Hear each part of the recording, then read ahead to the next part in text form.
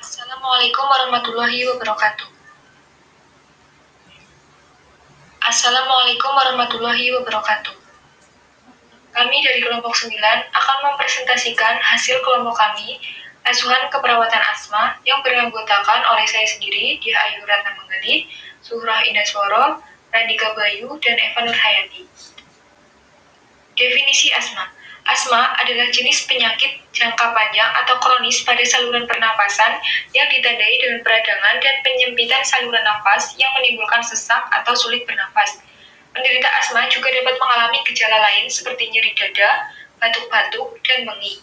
Asma bisa diderita oleh semua golongan usia, baik anak-anak maupun dewasa. Etiologi. 1. Adanya kontraksi otot di sekitar bronkus sehingga terjadi penyempitan. 2. Adanya pembengkakan membran bronkus. 3. Terisinya bronkus oleh mokul yang kental. Beberapa faktor juga dapat menyebabkan asma seperti genetik, alergen, berupa inhalan, ingestan, dan kontaktan, perubahan cuaca, stres, lingkungan kerja, olahraga, atau aktivitas berat. Klasifikasi. Berdasarkan penyebabnya, asma bronkial dapat diklasifikasikan menjadi 3 tipe, yaitu 1. Ekstrinsik atau alergik, ditandai dengan reaksi alergi yang disebabkan oleh faktor-faktor pencetus yang spesifik seperti debu, serbuk bunga, bulu binatang, obat-obatan berupa antibiotik dan aspirin, dan spora jamur. 2. Intrinsik atau non-alergik, ditandai dengan adanya reaksi non-alergi yang bereaksi terhadap penktus yang tidak spesifik atau tidak diketahui, seperti udara dingin, atau bisa juga disebabkan oleh adanya infeksi saluran pernapasan dan emosi. Serangan asma ini menjadi lebih berat dan sering sejalan dengan berlalunya waktu dan dapat berkembang menjadi bronkitis kronis dan emfisema. 3. Asma gabungan. Bentuk asma yang paling umum. Asma ini mempunyai karakteristik dari bentuk alergik dan non-alergik.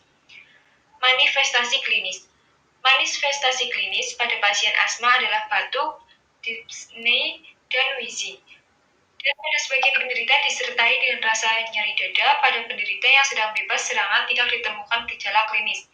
Sedangkan waktu serangan, tampak penderita bernafas cepat, dalam, gelisah, duduk dengan tangan menyangga ke depan, serta tampak otot-otot bantu pernapasan bekerja dengan keras. Ada beberapa tingkatan penderita asma, yaitu 1. Tingkat 1. Secara klinis normal tanpa kelainan pemeriksaan fisik dan fungsi paru. Timbul bila ada faktor pencetus baik di dalam alamiah maupun dengan tes provokasi bronkial di laboratorium. Tingkat 2. Tanpa keluhan dan kelainan pemeriksaan fisik, tapi fungsi paru menunjukkan adanya tanda-tanda obstruksi jalan nafas. Banyak dijumpai pada klien setelah sembuh serangan. Tingkat 3. Tanpa keluhan pemeriksaan fisik dan fungsi paru menunjukkan adanya obstruksi jalan nafas. Penderita sudah sembuh dan bila obat tidak diteruskan, mudah diserang kembali. Tingkat 4. Klien mengeluh batuk, sesak nafas, dan nafas berbunyi wheezing. Pemeriksaan fisik dan fungsi paru didapat tanda-tanda obstruksi jalan nafas. Komplikasi dan pemeriksaan penunjang. Komplikasi yang dapat terjadi pada klien dengan asma adalah mengancam pada gangguan keseimbangan asam basa dan gagal nafas, pneumonia, bronkiolitis kronik, persisten bronkitis, emfisema. Pemeriksaan penunjang. 1. Pemeriksaan laboratorium. A. Pemeriksaan sputum menentukan adanya infeksi dan mengidentifikasi patogen. B. Pemeriksaan darah untuk mengetahui hiponatremia dan kadar leukosit. 2. Pemeriksaan scanning paru untuk menyatakan pola abnormal perfusi pada area ventilasi, ketidakcocokan atau perfusi, atau tidak adanya ventilasi atau perfusi. 3. Pemeriksaan spirometri untuk menunjukkan adanya obstruksi jalan nafas. Penata laksanaan asma. Prinsip umum dalam pengobatan pada asma bronkiali. 1. Menghilangkan obstruksi jalan nafas. 2. Mengenal dan menghindari faktor yang dapat menimbulkan serangan asma. 3. Memberi penerangan kepada penderita atau keluarga dalam cara pengobatan maupun penjelasan penyakit. Asuhan keperawatan. Contoh kasus: NIN berusia 59 tahun masuk IGD RSI pada tanggal 25 September 2023 pukul 10 WIB dengan keluhan sesak napas. NIN datang bersama keluarga. Saat pemeriksaan CTP didapatkan hasil TD 110/70 mmHg, N 96x per menit, RR 36x per menit. Yang kesadaran ini W posmetris. Pengkajian dilakukan pada tanggal 25 September 2023 pukul 10.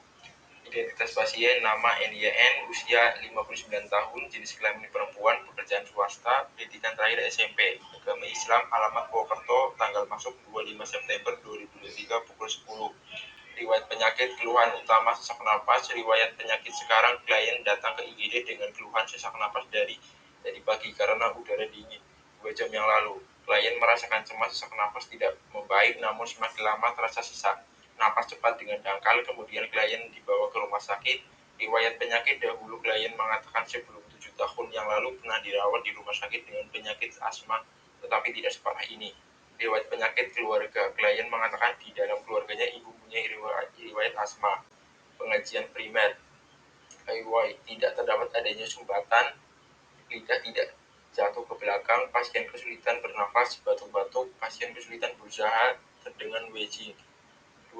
Breathing: terlihat pengembangan dada kanan di kiri simetris. Pasien kesulitan saat bernafas, irama nafas tidak teratur, nafas cuping hidung, terlihat adanya penggunaan otot bantu bernafas, nafas cepat dan pendek.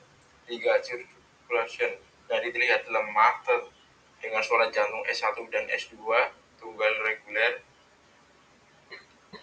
kembali 3 detik. Tidak terdapat cyanosis akral hangat. 4. Disability: kesadaran pasien kompas mas dengan GSC. Pasien mengatakan cemas tentang kondisi pada saat ini. Pasien gelisah, terlihat tidak tenang dan mengulang kata-kata. 5. Rambut berubah dari kulit kepala tampak bersih, tidak terdapat hematoma, tidak terdapat luka pada tubuh pasien. Pemeriksaan B1 B2. B1. Terlihat pengembangan dada kanan dan kiri simetris. Pasien kesulitan saat bernafas, irama nafas tidak teratur, nafas cuping hidung, terlihat adanya penggunaan otot baru bernafas, nafas cepat dan pendek. B2. Tekanan darah rendah 110/70 mmHg, nadi 95 kali per menit, CR 3 detik. B3. Tingkatan kesadaran kompas dengan GSC 4B4, 5B5, 6B6. Data: DS. Klien mengatakan sesak napas, batuk-batuk, dan sulit untuk berbicara. Etiologi: cedera biologis, bronkiolitis, masalah ketidakefektifan bersihan jalan nafas. DO 1 R 36 kali per menit. 2. Pola nafas tidak teratur. 3. Terdapatnya cuping hidung. 4. Terdapatnya suara wheezing. 5. Adanya penggunaan otot bantu pernafasan. 6. Nafas cepat dan pendek. 2. Data: DS. Klien mengatakan cemas sebelum tidak pernah merasakan sesak napas yang begitu parah.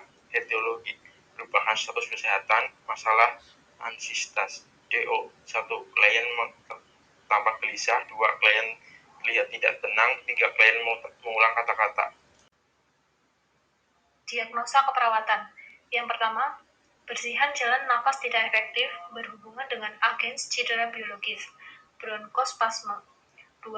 Ansietas berhubungan dengan perubahan status kesehatan. Tujuan: 1.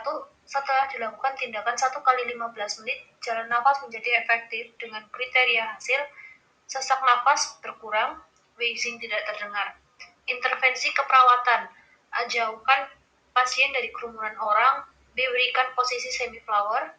C. Tenangkan pasien. D. Hindarkan dari alergi seperti dingin, debu, bulu kucing, dan lain-lain. E. Pemberian terapi nebulizer. F. Auskultasi bunyi nafas. 2.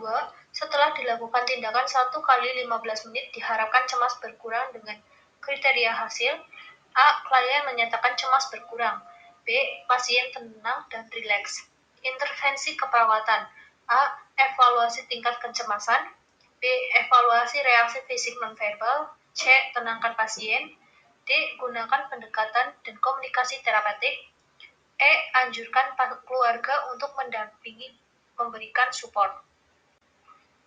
Penata laksanaan asma dapat dibagi atas. A. Pengobatan dengan obat-obatan seperti beta agonis atau beta androgen, methyllinase atau MP bronchodilator, antikolinergik atau bronchodilator, kortikosteroid, mast cell inhibitor atau lewat inhalasi. B. Tindakan yang spesifik tergantung dari penyakitnya, misalnya 1. Oksigen 4-5 liter per menit. 2. Agonis B2 atau salbutamol 5 mg atau feneterol 2,5 mg atau terbulatin 10 mg. Inhalasi nebulizer dan pemberiannya dapat diulang setiap 30-1 jam. Pemberian agonis B2 mg atau terbutatin 0,25 mg dalam larutan dextrose 5% diberikan secara perlahan. 3. Aminofilin bolus 5-6 mg per kilogram berat badan jika sudah menggunakan obat ini dalam 12 jam. 4. Sedang menggunakan steroid oral atau dalam serangan sangat berat. Efek samping pemberian obat. 1. Efek samping dan bahaya agonis beta. Gemetar terutama di tangan, sakit kepala, pusing atau migrain, berkeringat banyak, kram otot. 2. Efek samping bronchodilator, methylinase, mual dan muntah, diare, detak jantung tidak beraturan atau lebih cepat, sakit kepala, sulit tidur atau insomnia. 3. Antikolinergik juga memiliki efek samping yang harus diperhatikan. Beberapa efek samping yang sering terjadi meliputi mulut kering, gangguan penglihatan, sulit berkemih atau retensi urin, sulit berkonsentrasi, dan pengurangan ingatan jangka panjang pada dosis yang lebih tinggi. 4. Obat dari golongan mast cell stabilizer bisa menimbulkan efek samping berupa batuk, ruam pada kulit, dan iritasi tenggorokan. Obat berbentuk tetes mata atau mungkin dapat menyebabkan iritasi, panas, atau penglihatan kabur setelah digunakan. 6. Benar obat. 1. Benar pasien. Mengidentifikasi pasien dengan cara melihat gelang pasien, nama pasien, dan tanggal lahir pasien. 2. Benar obat. Mengecek dan mengkonfirmasi benar atau tidaknya obat kepada dokter agar tidak terjadi lasak. 3. Benar dosis. Mengetahui dosis yang harus diberikan kepada pasien, kesesuaian obat yang dikonsumsi sesuai dengan kondisi pasien, dengan contoh pemberian obat salbutamol sulfate untuk pasien asma dengan dosis 2 mg. 4. Benar waktu. Waktu pemberian obat harus sesuai dengan waktu yang tertera dengan catatan pemberian obat. Misalnya, obat salbutamol sulfate yang diberikan 3-4 kali sehari. Benar rute. Perawat harus teliti dan berhati-hati agar tidak terjadi kesalahan pemberian obat dan benar waktu. 6. Benar pendokumentasian. Perawat mencatat hasil yang akurat dari sumber yaitu pasien. Peran perawat. Peran perawat dalam memberikan asuhan keperawatan keluarga kepada pasien dengan asma adalah melakukan intervensi untuk membantu mengurangi obstruksi saluran nafas dengan cara pemberian terapi farmakologi, terapi non-farmakologi, serta memberikan edukasi kepada anggota keluarga mengenai penyakit asma. 1. Menghilangkan obstruksi jalan nafas. 2. Mengenal dan menghindari faktor yang dapat menimbulkan serangan asma. 3. Memberikan penerangan kepada penderita atau keluarga dalam cara mengobati maupun menjelaskan penyakit. Jadi itu tadi adalah penjelasan dari kelompok kami mengenai asma. Terima kasih karena sudah menonton video ini sampai selesai. Jangan lupa bagikan video ini kalau menurut kalian video ini memberi pelajaran yang penting. Wassalamualaikum warahmatullahi wabarakatuh.